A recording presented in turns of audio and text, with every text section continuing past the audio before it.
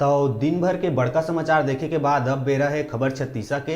तो शहीद विनोद सिंह कौशिक के स्मृति में सीपत में आयोजित 5 दिवसीय कबड्डी प्रतियोगिता के हुई समापन। देखो रिपोर्ट। सीपत के शासकीय मदनलाल शुक्ल महाविद्यालय में आयोजित 5 दिवसीय कबड्डी प्रतियोगिता के समापन में मुख्य अतिथि के रूप में एनटीपीसी समूह के मुख्य महाप्रबंधक असीम सामंता और बिलासपुर एसपी अभिषेक मीणा उपस्थित रहे। शहीद विनोद सिंह कौशिक जी के पुण्य स्मृति में प्रथम पुण्य स्मृति में अनेक प्रकार के आयोजन किए थे।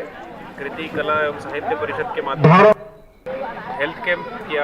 पहले दिन लगभग 150 लोगों ने और दूसरे दिन 250 लोगों ने अपने स्वास्थ्य जांच कराए। फिर उसके बाद तीसरे दिन हम लोगों ने ब्लड डोनेशन कैंप का आयोजन किया था। उस ब्लड डोनेशन कैंप में 125 लोगों ने अपने ब्लड डोनेट किए।